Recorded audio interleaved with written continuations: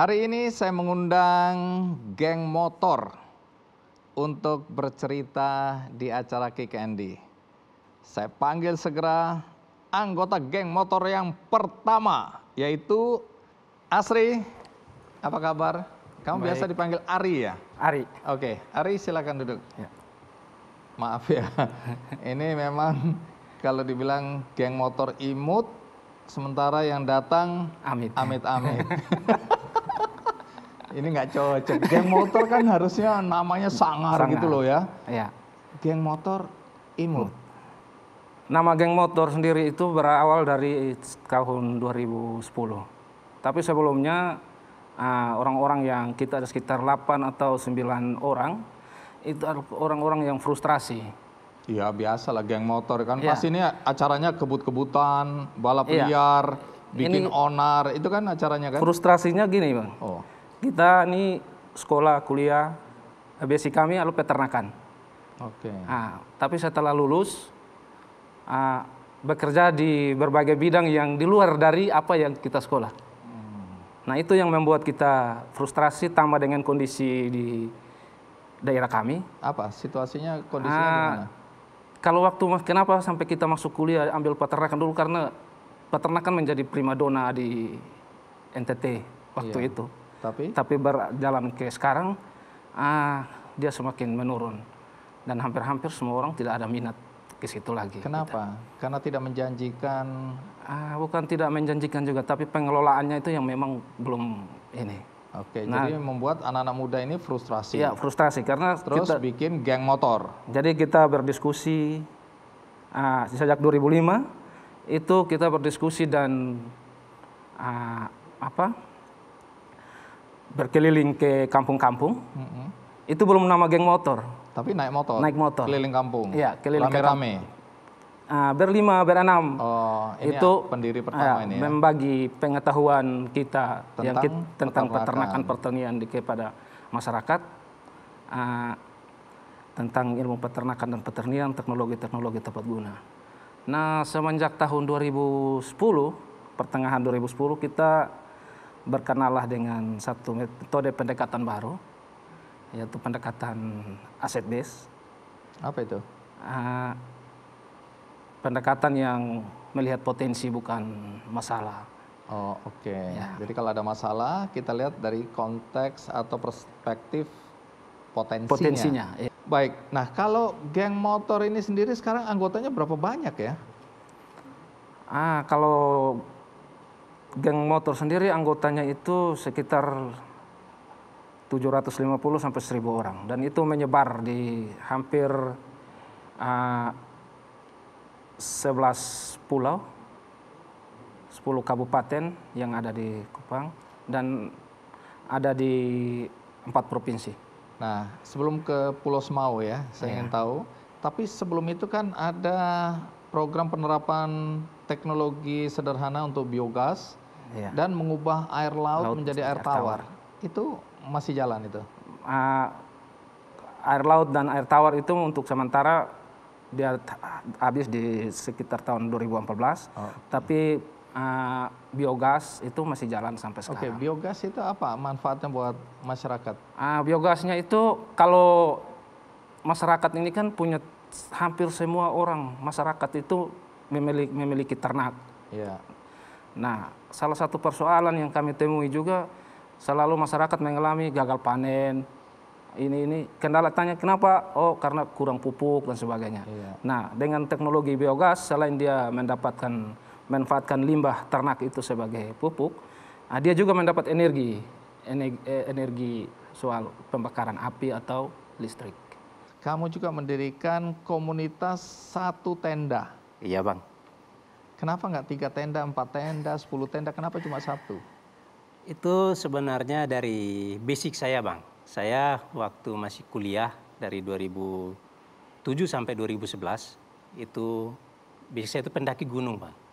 Nah, jadi kalau mendaki gunung itu kan biasanya kita meminimalisir barang bawaan kan Bang. Jadi 3-4 orang itu cukup untuk 1 tenda saja.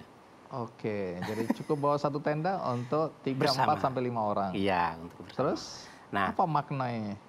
Makna 1 tenda itu Bang, karena selama saya mendaki gunung, saya menemukan bahwa ketika kita di perjalanan atau ketika sampai tempat camping, itu kita tidak mengenal lagi dia asal mana, teman saya ini sukunya apa, agamanya apa. Tetapi di situ kita jadi satu, karena kita mau menikmati alam dan bertahan hidup di alam. Tapi siapa saja nih anggotanya? Anggota tim Satu Tenda itu sebenarnya sekarang ada 4 orang. 4 orang. Dari awal berdiri sampai sekarang 4 orang. Touring gitu biasanya sama siapa aja? Saya sendiri, Bang. Sendiri? Sendiri. Oke, terus apa yang kamu lakukan di perjalanan itu? Ya, di perjalanan itu saya memotret, lalu membuat video, bertemu dengan teman-teman komunitas motor lokal. Lalu karena sendiri, biasanya Bang kalau istirahat di jalan kan nggak punya teman ngobrol nih Bang. Kadang ya ngobrol dengan diri sendiri. Iya. Tapi lebih banyak ya melibatkan yang punya warung Bang. Oh, ngobrol Ya, sama pemilik yang punya warung. Jadi ya kita sok-sok akrab Bang, biar Oke. biar Jadi punya teman itu yang ngobrol. dilakukan ya. Ya. Nah, coba cerita dari mana gagasan ini muncul membantu anak-anak dengan kanker ini? Oke Bang.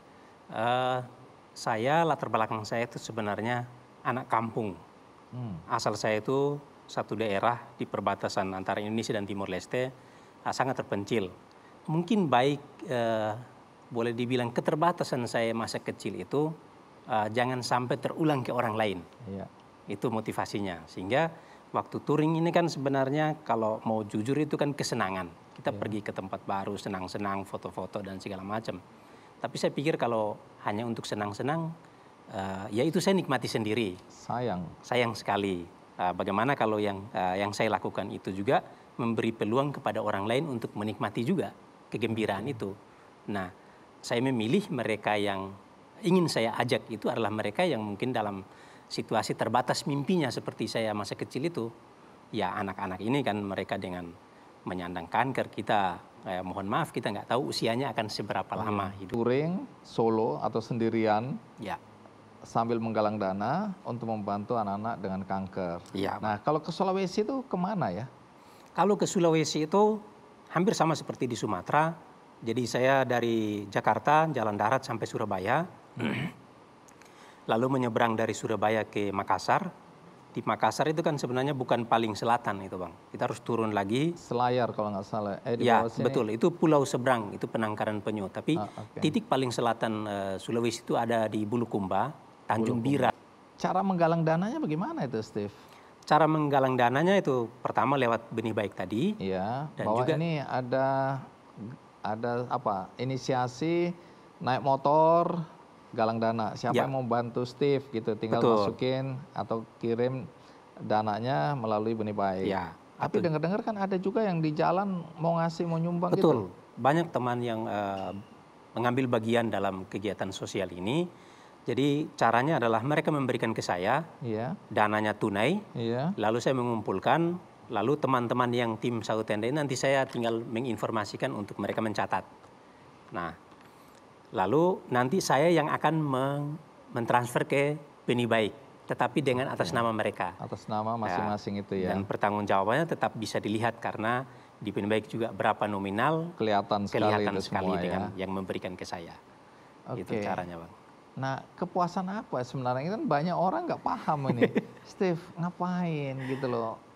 Apapun juga kan ada yang menganggap bahwa sudahlah, anak-anak itu mungkin sudah ada yang bantu. Udahlah, kamu nggak usah ikut-ikutan. Nah, kebahagiaan apa yang kamu dapatkan ini?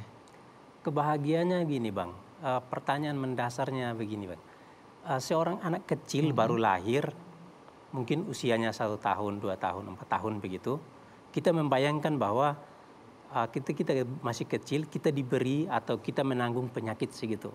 Itu gimana rasanya ini? Iya. Nah, saya secara pribadi dan teman-teman Satu Tenda tidak bisa membayangkan atau mungkin akan kewalahan sendiri kalau itu menimpa diri kita sendiri. Nah, sebenarnya kebahagiaan adalah merasa bahwa saya bersyukur saya hidup sehat. Tetapi bagaimana dengan teman saya, keluarga saya, kenalan saya yang mungkin punya keterbatasan itu. Nah, apa salahnya saya yang sehat ini berbuat sekecil mungkin tetapi memberi manfaat untuk mereka yang tidak sesehat saya. Itu kepuasannya Bang sebenarnya. Oke, ini yang mungkin tidak dipahami oleh orang-orang lain. Dianggap ini apa maksudnya? Tapi dengan penjelasan ini ya mudah-mudahan banyak juga orang terinspirasi. Iya ya, kita dikaruniai Tuhan kesehatan kadang-kadang Betul. take it for granted bahwa ya memang harusnya begini. Tidak ya. Karena Iya, iya. apalagi dengan COVID, bayangin oksigen yang kita Hirup tiap hari. kita hirup ini kadang-kadang kita nggak paham kok gratisan ya. Betul. Padahal di rumah sakit bayar itu. Ya, Nah kita lupa bersyukur. bersyukur. Ya Tuhan terima kasih kita sekarang menghirup oksigen ini gratis. Tuhan terima kasih kita bisa jalan tanpa bantuan kursi roda dan lain-lain ya. Betul. Tuhan terima kasih kita nggak diinfus makan melalui Ya. mulut dan seterusnya. Kadang-kadang kita lupa bahwa kita bernafas ini aja harusnya kita bersyukur. Ya. Banyak orang di luar sana tidak bisa bernafas dengan Betul baik. sekali. Jadi terima kasih hari ini saya belajar juga nih ya untuk bersyukur tentang kesehatan yang diberikan oleh Tuhan kepada kita semua. Katanya kamu mendirikan komunitas motor juga. Iya, Namanya apa? perjalanan cahaya. Perjalanan Cahaya. Ya, Tapi nama komunitasnya apa? Kartala. Oh Kartala. Kartala. Kartala itu apa artinya? Kalau dalam bahasa Sanskerta, Kartala itu cahaya. Si pencetus ya teman saya menamakan Kartala karena sebagian sukarelawannya itu dari Purwakarta gitu. Jadi ngambil akhiran kartanya, tambahlah jadi Kartala. Nah tapi omong-omong udah berapa banyak itu solar panel atau apa itu energi surya ini dibagikan ini?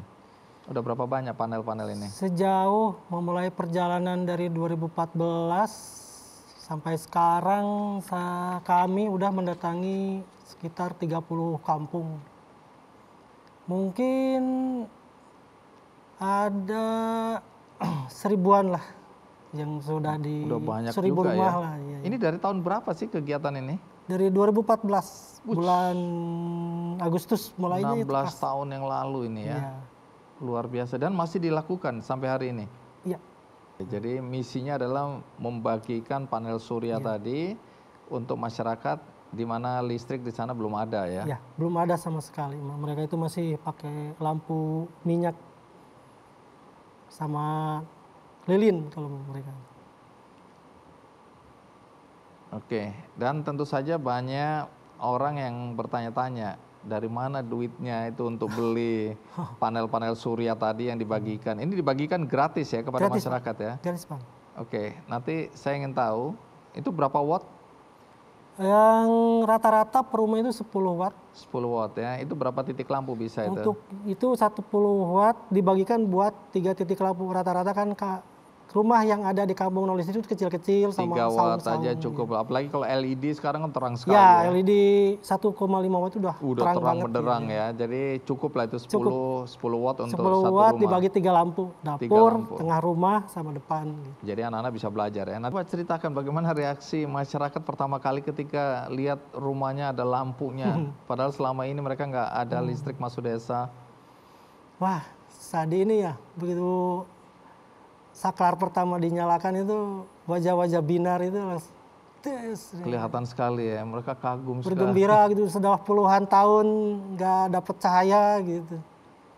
Nah, di sana kami mendapat satu rasa kepuasan atau apa ya gitu yang bisa Itu momen yang nggak bisa dirasakan oleh orang-orang yang belum punya pengalaman seperti kalian lebih ya. seperti itu. Ketika saklar pertama kali ceklek, Nyalakan, cerak.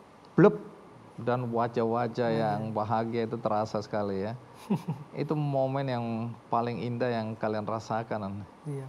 Saya belum pernah merasakan itu. Mencoba membayangkan aja. Nah itu dari mana ya uang untuk membeli panel surya itu? Baru pertama awal kegiatan dari kocek saya pribadi. Saya kan penggerak juga awal-awal gitu. Jadi Tunggu, ini minta maaf nih ya. Ini kan jualan kerupuk. ya, Saya nggak tahu berapa besar untungnya. Tapi kok mau berbagi dengan uang pribadi untuk membeli panel surya itu? ya mungkin ulah jadi panggilan hati ya untuk membantu orang gitu. Apalagi jadi gini Pak. Begitu saya melihat seseorang yang kekurangan misalnya cahaya, terus saya tahu dan saya bisa, terus saya diamkan, terus perasaannya gimana gitu. Ya udah. Ada perasaan bersalah ya? Ada perasaan bersalah gitu. Makanya saya sisihkan dari jualan kerupuk sedikit demi sedikit Terus saya bilang juga ke istri bahwa ada dana yang disisihkan buat kesini gitu. Jadi awal-awal ya gitu, lama-lama ya enggak gitu. Di istri juga mengizinkan kalau untuk itu gitu. Oke, ini nggak mudah ya, karena saya nggak mau nanya nih, tapi penghasilan dari jualan kerupuk sebesar-besarnya berapa sih? Tapi itu juga Anda mau sisihkan ya untuk membantu orang lain. Kalau jualan kerupuk paling tinggi itu 100. Paling tinggi, Paling tinggi 100. 100.000. Kalau kerupuk kan ada resiko sisa ya dari warung yang harus Tadi yang diretur. diambil itu sudah Ya, melempem ya, gitu, nggak laku. Paling 100.000 untuk sehari, seminggu, Sehari. sehari. Sehari. Oke. Nah, itulah yang kemudian Anda bagikan juga buat orang lain. Jadi nggak bisa tenang hidupnya kalau ngelihat ada Nah, gitu, orang belum dapat listrik, Iya bang. padahal apa ya, Rama dan teman-teman mampu untuk berbagi. Itu yang membuat Rama terganggu kalau nggak berbagi ya. Oke, jadi ini hampir 30 desa atau sudah 30 desa, seribuan panel surya yang dibagikan. Nah, kemudian tantangan terberat untuk berbagi panel surya ke desa-desa ini apa selain jalanan? Yang pertama jalanan, yang kedua ya pengumpulan dana itu bang. Nah, pengumpulan dananya bagaimana itu? Kan ada tadi dana pribadi, kemudian dana dari luar apa? Setelah beberapa kegiatan kami share di sosial media, ada beberapa teman di sosial media yang bersimpati, ya mereka rata-rata nyumbang donasi uang gitu buat membantu. Lama-lama juga kami mikir kita gak mungkin terus-menerus begitu, makanya kami menjual merkan atas nama organisasi kami, Perjalanan ada Cahaya. merchandise dijual, Ya, merkan. Keuntungannya dipakai Ya, keuntungan untuk 100% buat perjalanan, buat membeli barang-barang yang didonasikan. Gitu.